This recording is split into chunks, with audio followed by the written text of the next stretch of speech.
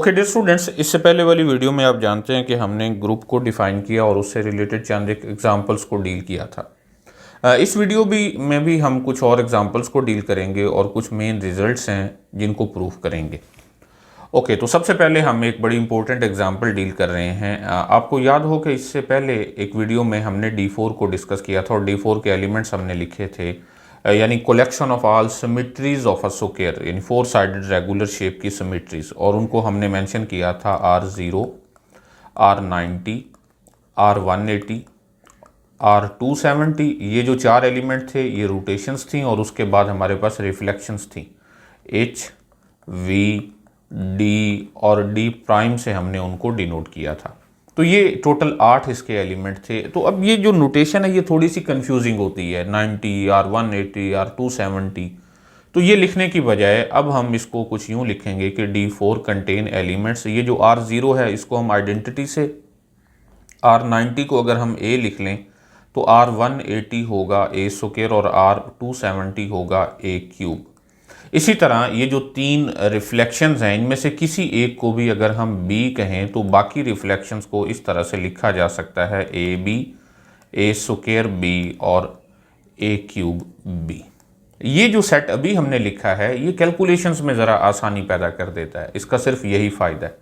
यहाँ ये जो AB एलिमेंट है अगर देखा जाए तो ये भी तो एक किस्म की रिफ्लेक्शन ही है और हर रिफ्लेक्शन का ऑर्डर 2 है, यानी B स्क्वायर जो है वो आइडेंटिटी के इक्वल है। यानी B को अपने आप के साथ एक मरतबा ऑपरेट करवाया जाए, 2 मरतबा रिफ्लेक्शन ले लेंगे तो वो आइडेंटिटी बन जाएगा। इसी तरह ये जो AB है ये भी एक रिफ्लेक्शन है, तो इसका मतलब इसका स्क्वायर B आइडेंटिटी के इक्वल होना चाहिए। इस इक्वेशन से हम इनके दरमियान एक रिलेशन बनाना चाह रहे हैं। देखिए कैसे, AB whole square means that AB multiply with AB, this is equal to identity. तो एसोसिएटिव लॉ के अकॉर्डिंग हम इसे लिख सकते हैं A into B, A and B which is equal to identity. अब हम ऐसा करते हैं कि दोनों अतराफ में लेफ्ट साइड पर A इनवर्स को ऑपरेट करवा देते हैं। तो पहले हमारे पास स्टेटमेंट है A into B, A into B which is equal to identity. तो लेफ्ट साइड पर हम A इनवर्स ऑपरेट कर रहे हैं, तो ये A इनवर्स यहाँ पर लगाने से ये जो पहले वाले 2 एलिमेंट हैं A इनवर्स और A, ये आइडेंटिटी बना देंगे और आइडेंटिटी किसी भी दूसरे एलिमेंट को डिस्टर्ब नहीं करता। तो ये बन जाएगा B A into B that is equal to A inverse into identity which is A inverse. So अब ये B जो है इसको ख़त्म करने के लिए हम दोनों अतराफ में B इनवर्स लगा देते हैं। तो यहाँ जब B इनवर्स लगाएंगे तो इधर भी B इनवर्स लगाएंगे। ओके, सो अब जब हम इसको सॉल्व करेंगे तो B और B इनवर्स मिलकर आइडेंटिटी बना देंगे और आइडेंटिटी चेंज नहीं करेगा। तो लेफ्ट साइड पर होगा B A और राइट साइड पर होगा A इनवर्स B इनवर्स। अब ये B इनवर्स क्या है, इससे हमें पता चलता है कि B स्क्वायर अगर आइडेंटिटी की इक्वल हो और दोनों साइडों पर हम B इनवर्स ऑपरेट कर दें तो ये B inverse B square equal होगा B inverse into identity. It mean that B is equal to B inverse, यानी B इनवर्स की जगह हम B लिख सकते हैं। So B A is equal to A inverse into B। अच्छा, ये हमारे पास एक जनरल रिलेशन बन गया डाइहेड्रल ग्रुप्स में। ये सिर्फ D4 के लिए नहीं है बल्कि इससे आगे जितने भी हमारे पास डाइहेड्रल हम डिस्कस करने वाले हैं उन तमाम में ये रिलेशन बनाया जा सकता है। अच्छा, A इनवर्स भी हम यहाँ पर लिख सकते हैं। A एक ऐसा एलिमेंट है जिसका ऑर्डर 4 है, मीन्स A पावर 4 अगर आइडेंटिटी के इक्वल हो और हमें A इनवर्स चाहिए तो दोनों साइडों पर A इनवर्स ऑपरेट कर देते हैं। So A inverse A power 4 equal होगा A inverse into identity. So A power 3 is equal to A inverse. तो D4 में ये रिलेशन है कि B A is equal to A cube B। अच्छा, ये तो था सिर्फ D4।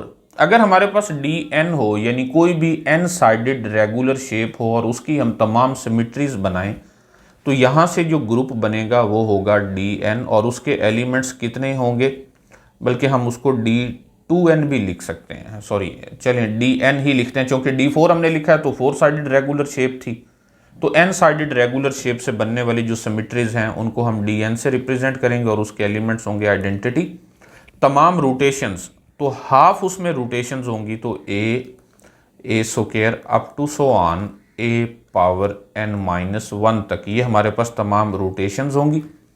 ए पावर एन आइडेंटिटी के इक्वल होगा, और इसी तरह बाकी रिफ्लेक्शंस में अगर एक रिफ्लेक्शन बी हो तो बाकी रिफ्लेक्शंस होंगी A B, A square B and up to so on A power N minus one B. Book में ये जो गैलियन की बुक है इसमें उसे उन्होंने एफ और आर से रिप्रेजेंट किया, मैंने ए और बी से रिप्रेजेंट कर दिया, तो इसलिए इसमें कोई कन्फ्यूजन नहीं होगी। सो अगर ए पावर एन आइडेंटिटी की इक्वल है तो हमें एक रिलेशन बनाना है, व्हाट इज बी ए। तो यहां से भी आप देखें कि ये जो ए बी है ये रिफ्लेक्शन होने की वजह से इसका स्क्वायर आइडेंटिटी के इक्वल होगा, और पहले वाले की तरह हमें एक रिलेशन मिल जाएगा B A is equal to A inverse B.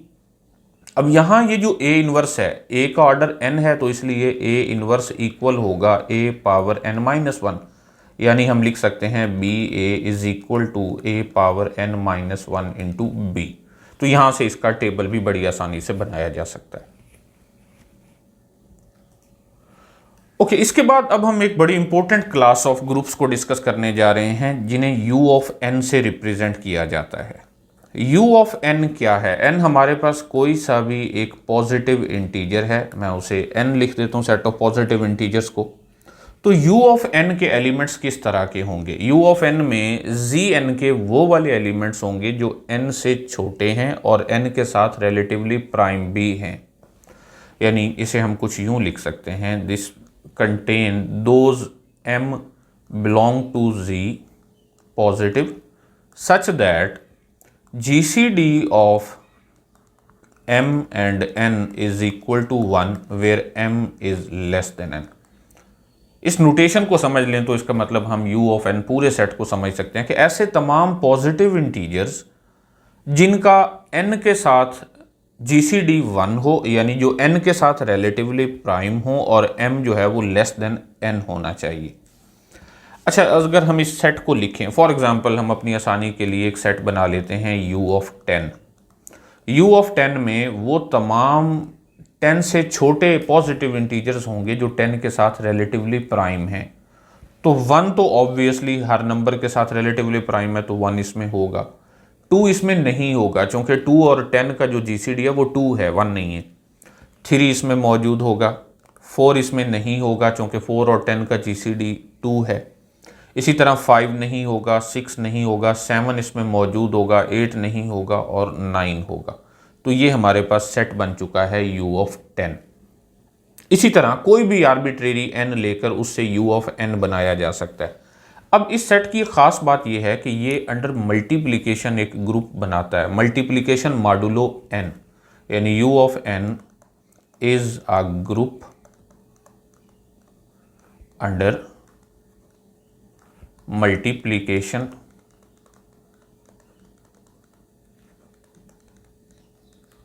Modulo n।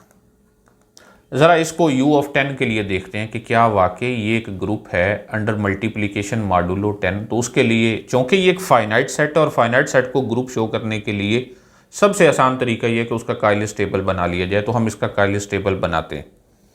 अच्छा जी, टेबल बनाएंगे तो उसमें हम इस तरह से यहाँ ऑपरेशन लिख देते हैं। तो ऑपरेशन है अंडर मल्टीप्लिकेशन मॉडुलो 10, यहाँ एलिमेंट्स लिखेंगे 1 3 7 9, ये यहाँ से कॉलम बन जाएंगे।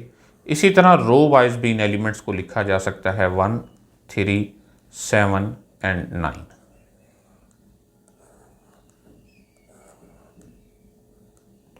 ओके, तो इस टेबल को ज़रा मुकम्मल करते हैं। अंडर मल्टीप्लिकेशन मॉडुलो 10, ये ऑपरेशन याद रहना चाहिए आपको। सो 1 को 1 से मल्टीप्लाई करेंगे तो 1, 1 को 3 से मल्टीप्लाई करेंगे 3, 1 को 7 से 7 एंड ये 9 होगा। इसी तरह ये 3, ये 7 और ये 9 मुकम्मल हो जाएगा। जब 3 को 3 से मल्टीप्लाई करेंगे तो 9, 3 7s are 21, तो 21 को पहले 10 पर डिवाइड करेंगे, जो रिमाइंडर बचेगा वो लिखेंगे जो कि 1 है। इसी तरह 3 9s are 27, तो रिमाइंडर है 7, 7 3s are 21, so remainder is 1, 7 7s are 49, so under multiplication modulo 10 remainder बचता है 9, 7 9s are 63, सो यहाँ पर 3 होगा। इसी तरह 9 3s are 27, so 7 7 9 7s are 63, so 3 and 9 9s are 81, so remainder is 1। तो अब आप देखें ये जो वाइट कलर में मैंने तमाम नंबर लिखे हैं ये तमाम u ऑफ 10 में से ही लिए गए हैं। तो हम ये कह सकते हैं कि u of 10 is a group under multiplication modulo is a group under multiplication modulo 10। तो इस तरह से u of n जो हैं ये तमाम ग्रुप्स होते हैं अंडर मल्टीप्लिकेशन। तो आगे इस पूरे कोर्स में हम बार बार दो ग्रुप्स के साथ डील करने जा रहे हैं, एक zn है और एक u of n है। नेक्स्ट एग्जांपल में हम डील करने जा रहे हैं सेट ऑफ कॉम्प्लेक्स नंबर्स को, जिसको c से डिनोट किया जाता है। तो सेट ऑफ कॉम्प्लेक्स नंबर को यूं लिखा जाता है, this contain a plus b iota such that a and b are real numbers, और आयोटा एक ऐसा नंबर है जिसका स्क्वायर -1 के इक्वल है। सो सेट ऑफ कॉम्प्लेक्स नंबर्स जो हैं ये अंडर एडिशन एक ग्रुप फॉर्म करते हैं। अंडर एडिशन ग्रुप फॉर्म करते हैं कैसे? देखें, हम कोई से भी दो कॉम्प्लेक्स नंबर लें, उनको ऐड करें तो अगेन एक कॉम्प्लेक्स नंबर मिलता है। ओके, कॉम्प्लेक्स नंबर्स में एसोसिएटिव लॉ होल्ड करता है। ज़ीरो जो नंबर है वो एक कॉम्प्लेक्स नंबर भी है, तो वो एज एन आइडेंटिटी बिहेव करता है। और जब भी किसी कॉम्प्लेक्स नंबर का नेगेटिव लिया जाए तो वो अगेन एक कॉम्प्लेक्स नंबर ही मिलता है। तो इसलिए हम ये कह सकते हैं कि this is a group under addition, is a group under ordinary addition of complex numbers. अच्छा, इसके बाद अगर हम इसी सेट को देखें कि क्या ये अंडर मल्टीप्लिकेशन भी ग्रुप है, यानी कॉम्प्लेक्स नंबर्स की बात की जाए और अंडर मल्टीप्लिकेशन देखा जाए तो क्या ये एक ग्रुप है या नहीं है। तो सबसे पहला जो इस पर एतराज़ होना चाहिए वो ये है कि कॉम्प्लेक्स नंबर में तो ज़ीरो मौजूद होता है और ज़ीरो का तो इन्वर्स मौजूद नहीं है under multiplication. So that's why this is not a group under multiplication. लेकिन अगर इनमें से हम ज़ीरो को हटा दें, यानी कॉम्प्लेक्स नंबर सारे ले लें और उसमें ज़ीरो को शामिल ना करें, तो क्या फिर ये अंडर मल्टीप्लिकेशन एक ग्रुप है या नहीं है। तो देखिए, अगर हम कोई से भी दो नॉन ज़ीरो कॉम्प्लेक्स नंबर्स लें तो उनका प्रोडक्ट भी एक नॉन ज़ीरो कॉम्प्लेक्स नंबर होता है। सो हम ये दो कॉम्प्लेक्स नंबर ले रहे हैं z1 एंड z2, जो कि सेट ऑफ कॉम्प्लेक्स नंबर में से हैं एक्सेप्ट ज़ीरो। तो उनका जो प्रोडक्ट होगा z1 z2 वो भी एक कॉम्प्लेक्स नंबर ही होगा मां सिवाय ज़ीरो के, यानी नॉन ज़ीरो एक कॉम्प्लेक्स नंबर होगा। तो इसका मतलब यह है कि कोलेयर लॉ होल्ड करेगा। ओके, नेक्स्ट जो एसोसिएटिव लॉ है वो भी होल्ड करता है कॉम्प्लेक्स नंबर्स की मल्टीप्लिकेशन में। सो z1 z2 इंटू z3 जो कि इक्वल होता है z1 z2 इंटू z3। सो एसोसिएटिव लॉ भी होल्ड करता है। अब अगर आइडेंटिटी की बात की जाए तो जो 1 है वो एक कॉम्प्लेक्स नंबर तो है, नॉन ज़ीरो कॉम्प्लेक्स नंबर है। इसे जब भी किसी कॉम्प्लेक्स नंबर के साथ मल्टीप्लाई किया जाए तो वो कॉम्प्लेक्स नंबर चेंज नहीं होता। तो इसका मतलब 1 जो है ये इसमें as a multiplicative identity use होगा। और अगर किसी भी नॉन ज़ीरो कॉम्प्लेक्स नंबर का इन्वर्स लिया जाए, फॉर एग्जांपल हम z ले रहे हैं a प्लस बी आयोटा, और ये नॉन ज़ीरो है, इसका मतलब ये है कि a और b at a time zero नहीं है। तो इनका जो इन्वर्स है वो इक्वल होता है 1 over a plus B iota. अगर हम इसे मल्टीप्लाई करवा दें a माइनस बी आयोटा से और डिवाइड भी करवा दें a माइनस बी आयोटा से, तो ये इक्वल होगा a divided by a square plus b square and minus b divided by a square plus b square and iota. तो आप देख सकते हैं कि ये जो नंबर है अगेन जो हमें मिला है ये एक कॉम्प्लेक्स नंबर है और नॉन ज़ीरो कॉम्प्लेक्स नंबर है। So that's why set of complex numbers except zero is a group under multiplication। इस सेट को बाजुकात यूं भी लिखा जाता है C star that is equal to set of complex numbers minus zero, यानी यूनिट्स ऑफ C में वो तमाम एलिमेंट्स जिनका मल्टीप्लिकेटिव इनवर्स एग्जिस्ट करता है उनको C स्टार से रिप्रेजेंट किया जाता है। ओके, इसके बाद इसी सेट C में हम एक सेट लेने वाले हैं, इसका एक सबसेट लेने जा रहे हैं जो कि अगेन एक ग्रुप है। देखें, हम वो तमाम कॉम्प्लेक्स नंबर ले रहे हैं जो रूट्स ऑफ यूनिटी हैं, यानी कि हम एक सेट ले रहे हैं, इसमें वो तमाम कॉम्प्लेक्स नंबर्स हैं z into C such that z power n is equal to 1 where n is a fixed natural number या पॉजिटिव इंटीजर। यानी वो तमाम कॉम्प्लेक्स नंबर्स जो इस कंडीशन को सेटिस्फाई करेंगे कि z power n is equal to 1, उनकी कलेक्शन को हम देखने जा रहे हैं कि वाकई ये एक ग्रुप है।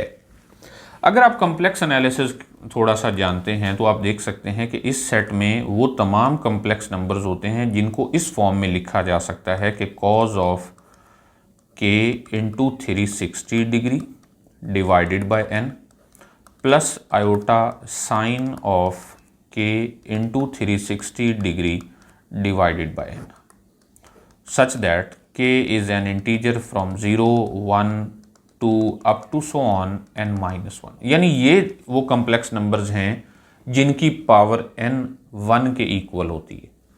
अगर डी मॉर्गन्स थ्योरम यूज़ किया जाए तो ये सेट कुछ यूं भी लिखा जा सकता है e raise to the power iota and k multiply 360 divided by n such that k is equal to 0, 1, 2 up to so on n minus 1। क्योंकि according to De Morgan's theorem e power iota theta equal होता है cos theta plus iota sine theta. तो इसको use करते हुए हमने इस form में लिखा है, या फिर अगर हम 360 डिग्री को रेडियन में लिखना चाहें तो यूँ भी लिख सकते हैं। This contain the elements e raise to the power iota 2 pi k divided by n such that k is equal to 0, 1, 2 up to so on n minus 1। अब सवाल ये है कि क्या ये वाला जो सेट है, अगर हम इस सेट को अपनी आसानी के लिए H से मेंशन कर दें तो क्या H अंडर मल्टीप्लिकेशन एक ग्रुप फॉर्म करता है? ओके, तो ये देखने के लिए हमें वो तमाम कंडीशंस चेक करना होंगी जो ग्रुप के लिए ज़रूरी हैं। सबसे पहले क्या कुलैयर लॉ होल्ड करता है? कुलैयर लॉ के लिए क्या है कि इसी तरह के कोई से भी दो अगर कम्प्लेक्स नंबर ले लिए जाएं तो क्या उनका प्रोडक्ट अगेन इसी तरह का एक कम्प्लेक्स नंबर होगा? तो एग्जैक्टली वो होगा। यानी कोई से दो आप रूट्स ले लें, उनको मल्टीप्लाई करें। ये चूँकि कम्प्लेक्स एनालिसिस की कुछ में रिलेटेड है इसलिए मैं इस पर ज़्यादा फोकस नहीं कर रहा। आप देखना चाहें तो अपने तौर पर इसको प्रूफ भी कर सकते हैं कि अगर हम इस तरह की कोई से भी दो कम्प्लेक्स नंबर लें e raise to the power iota 2 pi k1 divided by n और इसको हम मल्टीप्लाई करवा दें e raise to the power iota 2 pi k2 divided by n, तो ये इस तरह से हमें मिलेगा e raise to the power iota 2 pi divided by n into k1 plus k2। तो ये अगेन इसी h का ही एक मेंबर मिलेगा। इसका मतलब इसमें कुलैयर लॉ होल्ड करता है। तो चूँकि ये एसोसिएटिव लॉ इसमें कम्प्लेक्स नंबर्स में ही होल्ड करता है अंडर मल्टीप्लिकेशन, तो इनमें भी होल्ड करेगा। क्योंकि एसोसिएटिव लॉ जो है वो हेरिडिटरी प्रॉपर्टी कहलाती है। अगर एक बड़े सेट में एसोसिएटिव लॉ पाया जाए तो उसके हर सब सेट में भी पाया जाता है। तो 1 तो इसमें मौजूद है, आप देख सकते हैं कि 1 पावर n जो है वो 1 के इक्वल होता है। इसका मतलब यह है कि 1 इस सेट में मौजूद है जो as a multiplicative identity use होगा।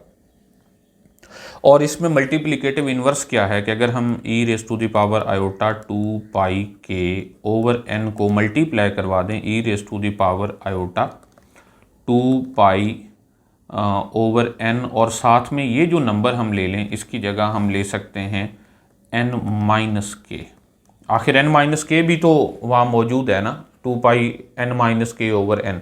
तो इनको जब हम मल्टीप्लाई करेंगे तो ये बन जाएगा e raise to the power iota 2 pi over n और n minus K plus K, so that will be n। तो n से n कैंसिल हो जाएगा, ये बन जाएगा e raise to the power 2 pi iota.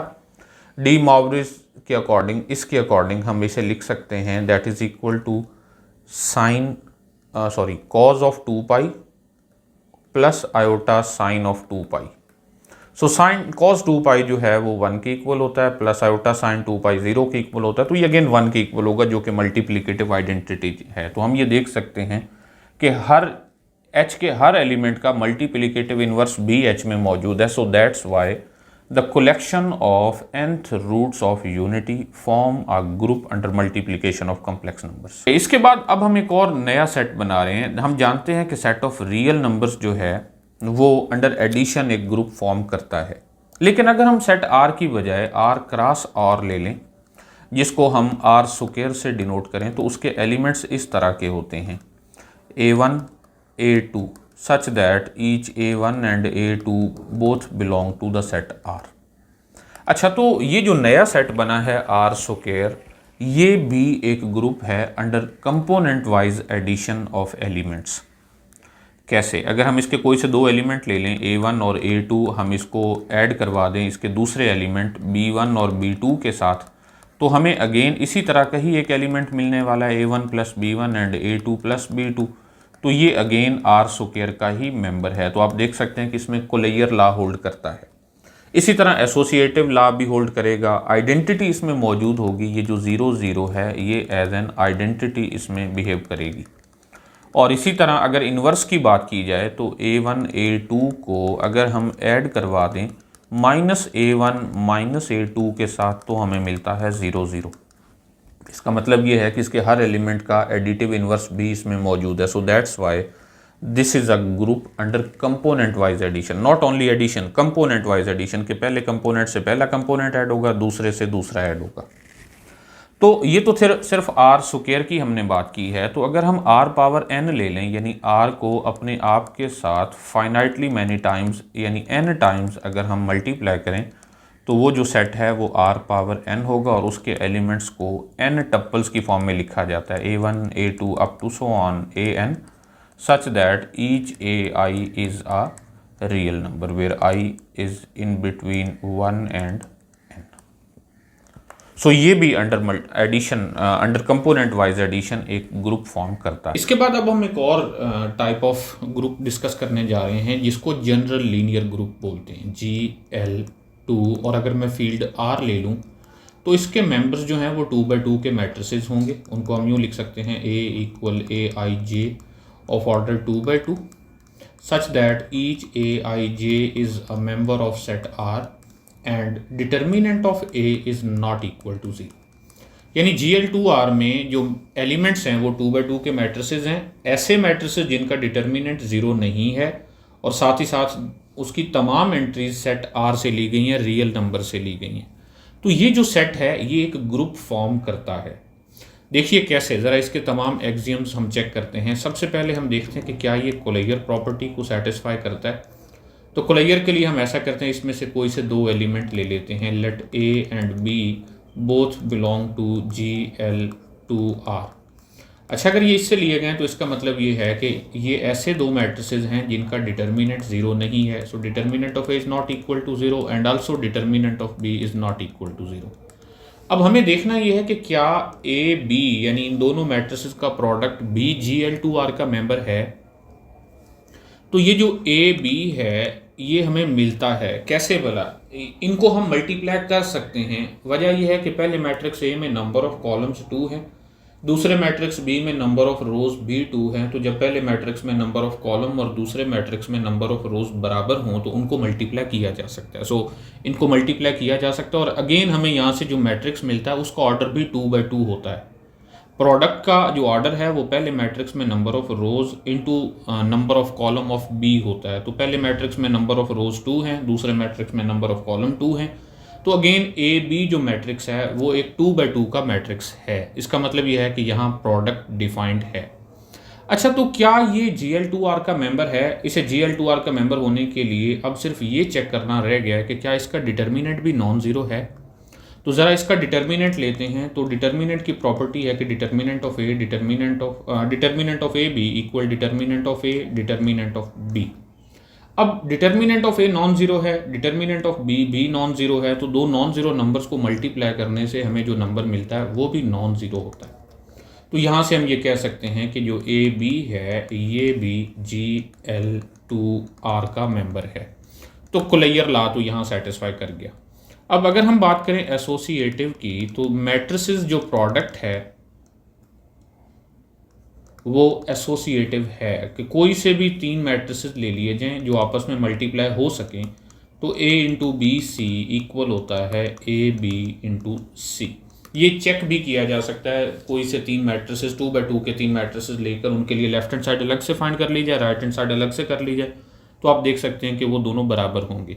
और उसमें जो लॉ यूज़ होगा वो associative property of set R use होगी, क्योंकि सेट R जो है इसमें associative law with respect to multiplication hold करता है, विद रिस्पेक्ट टू एडिशन भी होल्ड करता है। तो उन प्रॉपर्टीज़ को यूज़ करते हुए आप देख सकेंगे कि associative law for matrices product भी होल्ड करता है।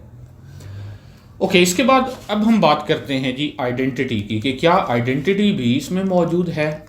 तो 2 by 2 का जो आइडेंटिटी मैट्रिक्स है, अगर हम ये वाला मैट्रिक्स लें I2 जो कि इक्वल है 1 0 0 1, तो ये अगेन GL2R का मेंबर है। वजह क्योंकि इसके तमाम एंट्रीज रियल नंबर्स हैं और इसका जो डिटर्मिनेंट है वो 1 है, 0 तो नहीं है ना। सो दैट्स वाई आइडेंटिटी मैट्रिक्स भी GL2R में है। और ये एक ऐसा मैट्रिक्स है, इसे जब भी किसी दूसरे मैट्रिक्स 2x2 के मैट्रिक्स के साथ मल्टीप्लाई किया जाए, चाहे लेफ्ट से चाहे राइट से, तो दूसरे मैट्रिक्स पर कोई फर्क नहीं पड़ता। सो इसलिए ये आइडेंटिटी है। और अगर हम बात करें इन्वर्स की, तो अब ज़रा गौर करें, हमने ऐसे मैट्रिसेस ले रखे हैं जिनका डिटर्मिनेंट 0 नहीं है। तो 2x2 का अगर हम कोई भी मैट्रिक्स लें, उसका इन्वर्स लें, तो उसका फार्मूला होता है adjoint of A divided by determinant of A. अब ये डिफाइंड उसी सूरत में होता है जब डिटर्मिनेंट ऑफ ए 0 नहीं होता। तो हम जानते हैं कि हमने जो मैट्रिसेस ले रखे हैं उनमें डिटर्मिनेंट 0 नहीं है। इसका मतलब ये है कि ये ऐसी कलेक्शन है जिनके इन्वर्स भी एग्जिस्ट करते हैं। So that's why we can say that GL2R is a group. अब ऑपरेशन कौन सा है? अंडर मल्टीप्लिकेशन ऑफ मैट्रिसेस, कि जो जिस तरह से मैट्रिसेस को मल्टीप्लाई किया जाता है वैसे ही ये ऑपरेशन लिया जाए तो ये एक ग्रुप फॉर्म करता है। अब यहाँ ठीक है, हमने ये जो सेट लिया था वो R ले लिया था। अगर इसकी जगह हम कोई और सेट लें, फॉर एग्जांपल अगर हम इस R को रिप्लेस कर दें, if we replace R with 3 और सेट मैं डिस्कस करने लगा हूँ। एक है जी Q, set of rational numbers, एक है सेट ऑफ कॉम्प्लेक्स नंबर्स। इन दोनों के साथ भी रिप्लेस कर देने से जो हमें 2 नए सेट मिलेंगे वो कौन कौन से होंगे? एक होगा GL2Q, यानी 2x2 के ऐसे मैट्रिक्स जिनका डिटर्मिनेंट 0 नहीं है और उनकी entries set of rational number से ली जाएं। इसी तरह GL2C भी एक ग्रुप है। लेकिन एक तीसरे टाइप की हम एक और नया सेट लेने लगे हैं जिसे ZP हम कहते हैं। और P क्या है? P एक प्राइम है। अब ये एक फील्ड है, तो शायद आप फील्ड से वाकिफ़ ना हो, इसलिए मैं इसी पर ही फोकस कर रहा हूँ कि व्हाट इज़ ZP। ZP जब भी कोई प्राइम हो तो ये एक फील्ड फॉर्म करता है। मतलब हम Z5 ले सकते हैं, Z3 ले सकते हैं, Z2 ले सकते हैं, Z7 ले सकते हैं, Z11 ले सकते हैं एंड सो ऑन। तो उस सूरत में हमें जो सेट मिलेगा वो होगा GL2ZP। तो 4 किस्म के सेट्स के बारे में हम डिस्कस कर चुके हैं और ये सारे ही ग्रुप्स हैं, ग्रुप्स अंडर मल्टीप्लिकेशन हैं। लेकिन यहाँ पर ये ख्याल रहे कि जब ZP की बात की जाए तो जब उनके दरमियान ऑपरेशंस होंगे वो वही होंगे जो अंडर मॉडुलो P हैं। अगर एडिशन करेंगे तो एडिशन मॉडुलो P करेंगे, अगर मल्टीप्लिकेशन करेंगे तो वो भी अंडर मल्टीप्लिकेशन मॉडुलो P करेंगे। तो 4 किस्म के ग्रुप अभी हमने देखे हैं general linear, GL2R, GL2Q, GL2C and GL2ZP। इनमें से सिर्फ ये एक ऐसा सेट है जो कि फाइनाइट है, बाकी तीनों जो हैं वो इनफाइनाइट हैं। अब ये अपने तौर पर इंटरेस्टिंग हो सकता है कि अगर ये फाइनाइट है तो इसका ऑर्डर क्या है। ऑर्डर से मुराद ये है कि इसमें नंबर ऑफ एलिमेंट्स कितने होंगे।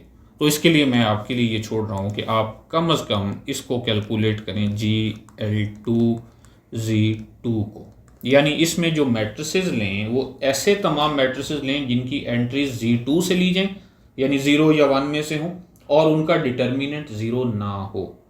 तो वो आप देखेंगे कि इसकी तादाद होगी 6, टोटल 6 एलिमेंट्स इस तरह के बनेंगे और ये एक ग्रुप है। तो ये फाइनाइट ग्रुप्स हैं और इनमें जो कैलकुलेशंस हैं वो करते हुए ख्याल रखिएगा कि जब हम मल्टीप्लाई करें तो अंडर मल्टीप्लिकेशन मॉडुलो 2 करें और जब एडिशन करें तब भी एडिशन मॉडुलो 2 किया जाए। कि अब इसके पैरेलल एक और ग्रुप हम डील करते हैं। हमने अभी GL2R डिस्कस किया है, तो अब हम एक नया सेट ले रहे हैं SL2R। SL2R में कैसे मैट्रिसेस लिए जाएं? 2x2 के ऐसे matrices A equal Aij of order 2x2 such that each Aij is a member of R and determinant of A is equal to 1।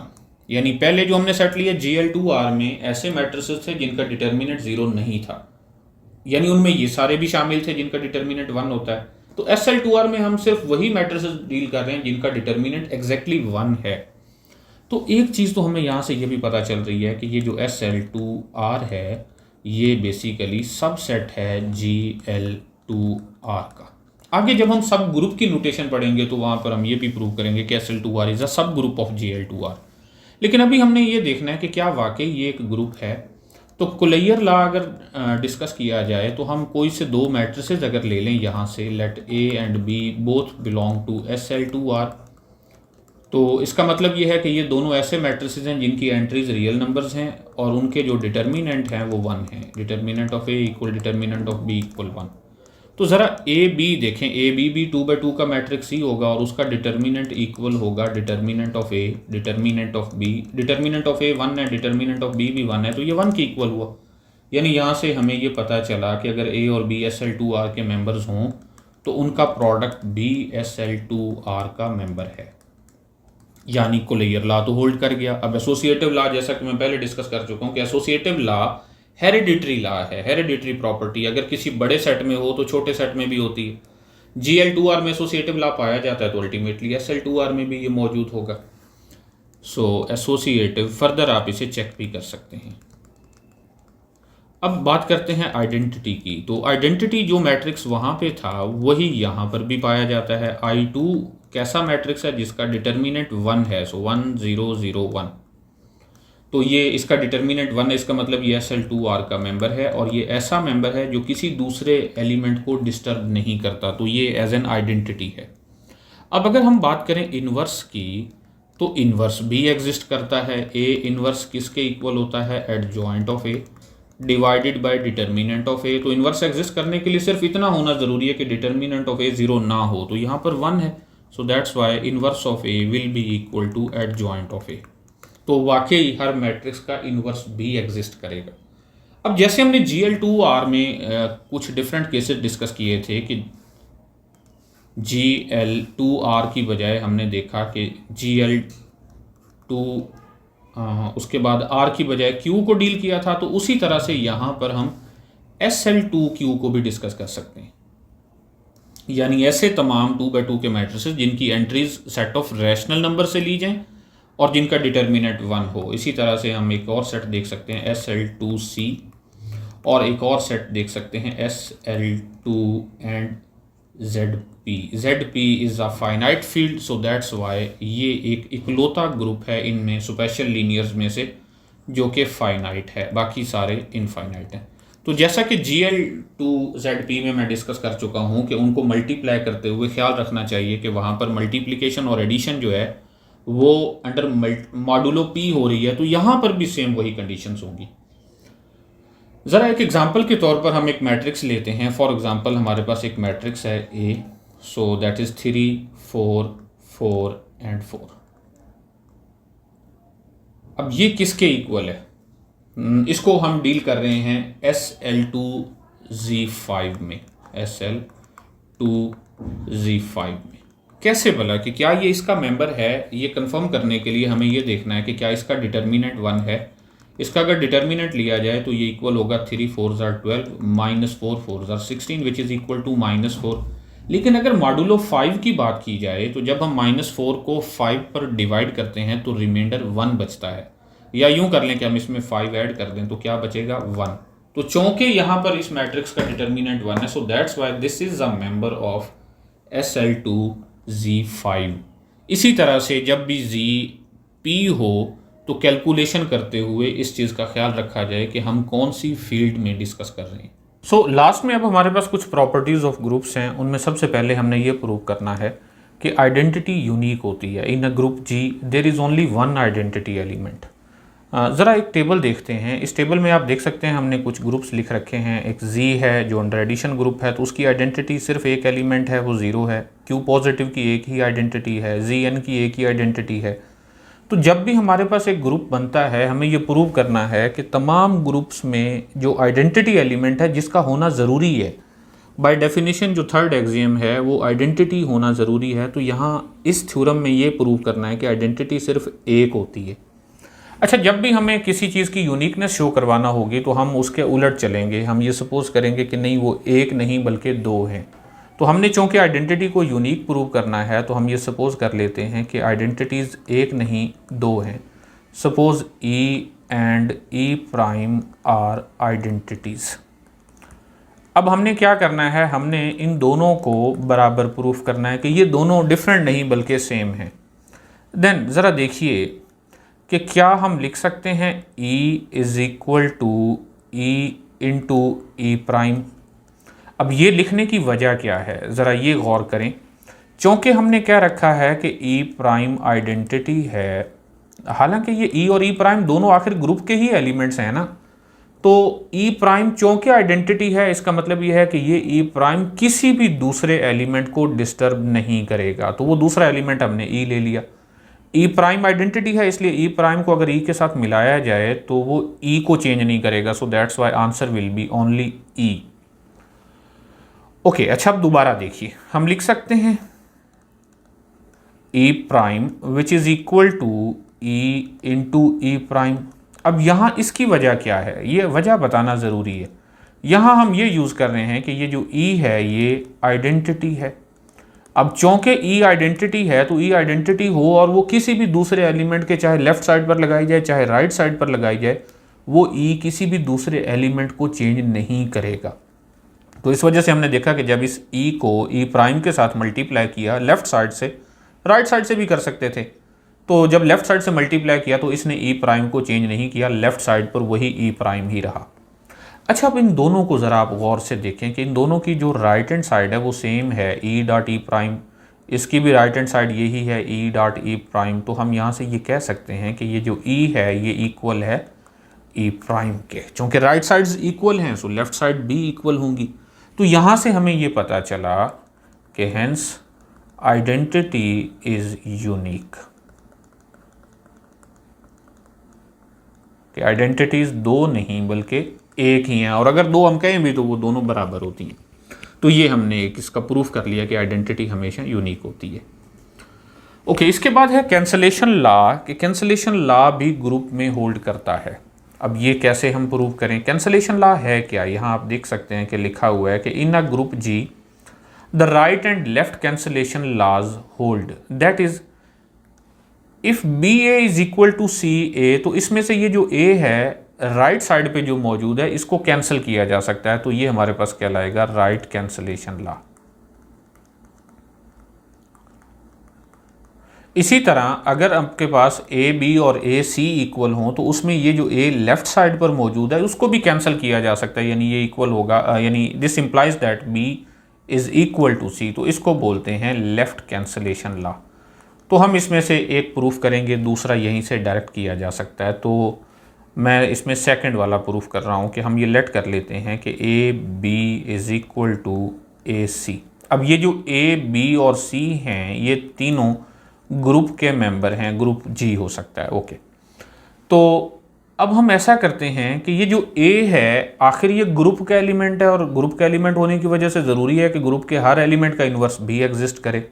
तो हम इसको ज़रा दोबारा लिखते हैं, A B is equal to a c, और इसमें दोनों में लेफ़्ट साइड पर भी और राइट साइड पर भी इनके लेफ़्ट पर हम एक एलिमेंट लगाने लगे हैं और वो है ए इन्वर्स। सो यहाँ पर भी हम लगा सकते हैं ए इन्वर्स, यानी ए इन्वर्स को हमने इसके लेफ़्ट साइड पर, दोनों में लेफ़्ट साइड पर ऑपरेट करवा दिया, कोई फ़र्क नहीं पड़ता इससे। अब हम देखें एसोसिएटिव लॉ भी तो ग्रुप में होल्ड करता है, तो हम ये लिख सकते हैं a inverse a into b this is equal to a inverse a into c. इसकी वजह क्या है, एसोसिएटिव लॉ। अच्छा, अब चूंकि एसोसिएटिव, ओके, अब चूंकि ए इन्वर्स और ए एक दूसरे के इन्वर्सेस हैं तो ये आइडेंटिटी के इक्वल होगा। So e b will be equal to identity into c. अब अगर ई आइडेंटिटी है तो आइडेंटिटी तो किसी दूसरे एलिमेंट को डिस्टर्ब नहीं करता, it means that b is equal to c. तो यहाँ से आपने देखा कि अगर ए बी और ए सी बराबर हों तो यहाँ से ये इम्प्लाई होता है कि बी इज इक्वल टू सी। ये हमने सेकंड वाला लेफ्ट कैंसलेशन लॉ प्रूव कर लिया। इसी तरह राइट भी किया जा सकता है, दोनों के जब बी ए इक्वल होगा सी ए तो दोनों के राइट साइड पर अगर ए इन्वर्स को ऑपरेट करवा देंगे तो वहाँ से इम्प्लाई हो जाएगा कि B is equal to c. तो यहाँ सिर्फ कैंसलेशन लॉ की बात हुई थी। इसके बाद ये बड़ी फेमस थ्योरम है हमारे पास कि यूनिकनेस ऑफ इन्वर्सेस, कि किसी भी ग्रुप में जो इन्वर्स है वो यूनिक होता है। ज़रा इसकी स्टेटमेंट को देखें कि for each element a belong to G there is a unique element b in G such that a B is equal to b A is equal to e. यहाँ ये जो बी है इसको इन्वर्स बोलते हैं, एक ऐसा एलिमेंट जिसे ए के साथ लेफ्ट साइड से या राइट साइड से जहाँ से मर्जी मल्टीप्लाई किया जाए और आंसर आइडेंटिटी आ जाए, तो उस सूरत में वो जो बी है उसको ए का इन्वर्स बोलते हैं। यहाँ हम स्पेसिफिक ऑपरेशन की बात नहीं कर रहे हैं, ना एडिशन है ना मल्टीप्लिकेशन है। अगर एडिशन की बात कर रहे होते तो फिर ये कुछ यूँ होता कि a plus b should be equal to b plus a should be equal to identity. तो चूँकि मैं पहले भी बता चुका हूँ कि यहाँ हम स्पेसिफिक नहीं हैं, इसलिए जस्ट ए बी लिख देते हैं, ना प्लस की बात करते हैं ना मल्टीप्लिकेशन इन सेंस कह रहे हैं। ओके, तो हमें ये प्रूव करना है कि ये जो बी है यानी जो इन्वर्स है वो यूनिक है। और यूनिकनेस के लिए मैं पहले भी बता चुका हूँ कि जब भी किसी एलिमेंट को यूनिक प्रूव करना होता है तो हम उसके उलट चलते हैं, हम कहते हैं नहीं वो एक नहीं बल्कि एक से ज़्यादा है। तो हम ये लेट कर लेते हैं कि बी एंड बी प्राइम दो एलिमेंट्स ऐसे हैं आर इनवर्सेस ऑफ ए, कि ये दोनों एक एलिमेंट ए के इन्वर्स हैं। अच्छा, अगर ये ए के इन्वर्स हैं तो इसका मतलब तो ये हुआ कि ए बी जो है वो किसके इक्वल है, A B is equal to identity. क्योंकि अगर वो ए और बी, ए का इन्वर्स अगर बी है तो ए बी आइडेंटिटी के इक्वल होना चाहिए। और इसी तरह से अगर ए का इन्वर्स बी प्राइम है तो ए बी प्राइम भी आइडेंटिटी के इक्वल होना चाहिए। यहाँ हमने ये लिखा कि बी इज इन्वर्स, वजह ये थी, और यहाँ नीचे जो है यहाँ बी प्राइम इन्वर्स है, इस वजह से हमने लिखा कि ए B prime that is equal to identity. अच्छा, अब इसमें चूँकि दोनों की राइट हैंड साइड्स इक्वल हैं तो हम ये कह सकते हैं कि इनकी लेफ्ट हैंड साइड्स भी इक्वल हैं, A B is equal to A B prime. और अभी इससे पहले हम ये प्रूव कर चुके हैं कि कैंसलेशन लॉ होल्ड करता है। कैंसलेशन लॉ होल्ड करता है, इसका मतलब ये जो ए लेफ्ट साइड पर मौजूद है इन दोनों से इसको कैंसिल किया जा सकता है। तो हम यहाँ से कह सकते हैं कि b is equal to B prime. वजह भी हम बता सकते हैं कि ये लेफ्ट कैंसलेशन हुई है। तो आपने देखा कि हमने जो दो डिफरेंट एलिमेंट ले रखे थे, हमने कहा था कि b और b प्राइम दोनों इन्वर्सेस ऑफ a हैं, तो वो दो डिफरेंट नहीं बल्कि सेम हैं, b और b प्राइम सेम है। तो हम यहाँ से ये कह सकते हैं कि hence inverse of a is unique. So इसलिए जब भी अब हम इन्वर्स की बात करेंगे तो द इन्वर्स कहेंगे, एन इन्वर्स नहीं कहेंगे। ओके, लास्ट में अब हमारे पास एक प्रॉपर्टी है, जैसा कि आप नाम से देख रहे हैं कि socks shoes property. Socks shoes property क्या मतलब है कि ए बी अगर ग्रुप के कोई से दो एलिमेंट हों और उनका इन्वर्स लिया जाए, उनके प्रोडक्ट का इन्वर्स लिया जाए, तो वो इक्वल होता है B inverse A inverse, not A inverse B inverse. A B whole inverse is equal to B inverse A inverse. Okay, इसको हम प्रूफ करते हैं। यहां पर भी हम कैंसलेशन लॉ को ही होल्ड करवाएंगे, उसकी मदद से ही इसको करेंगे। ज़रा गौर करें, अगर ए बी को इसके इन्वर्स के साथ मल्टीप्लाई किया जाए तो आंसर आइडेंटिटी होना चाहिए, क्योंकि ए बी और ए बी इन्वर्स हो, किसी भी एलिमेंट को उसके इन्वर्स के साथ मल्टीप्लाई करें तो आइडेंटिटी मिलता है। ओके, इसको हम कह देते हैं नंबर 1। एंड अब हम इस ए बी को एक और एलिमेंट के साथ मल्टीप्लाई करवाने लगे और वो एलिमेंट है बी इन्वर्स ए इन्वर्स। अब ये किसके इक्वल होगा? एसोसिएटिव लॉ के अकॉर्डिंग हम इसे लिख सकते हैं ए into b inverse into A inverse. अब ये जो बी इन्वर्स है ये तो आइडेंटिटी के इक्वल है, सो ये बन जाएगा ए आइडेंटिटी एंड ए इन्वर्स। तो आइडेंटिटी तो डिस्टर्ब नहीं करती, तो ये बन जाएगा ए इन्वर्स और ए इन्वर्स जो कि आइडेंटिटी के इक्वल है। इसको हम कह देते हैं नंबर 2। अब आप नंबर 1 और नंबर 2 में देखें तो नंबर 1 और नंबर 2 दोनों के राइट साइड पर आइडेंटिटी है, तो हम यहाँ लिख सकते हैं फ्रॉम 1 एंड 2। चूँकि इनकी राइट साइड्स इक्वल हैं सो लेफ्ट साइड्स भी इक्वल होंगी, so a b into a B whole inverse equal होगा a b into b inverse A inverse. Okay, अब यहाँ आप देखें कैंसलेशन लॉ हम यूज़ करने वाले हैं। कैसे? ये एक एलिमेंट है, ये एक और एलिमेंट है, इसी तरह ये एलिमेंट ए बी है और ये एक और एलिमेंट है। तो ये वाला जो एलिमेंट ए बी है इन दोनों में लेफ्ट साइड पर सेम एलिमेंट है, इसका मतलब हम इसको कैंसिल कर सकते हैं।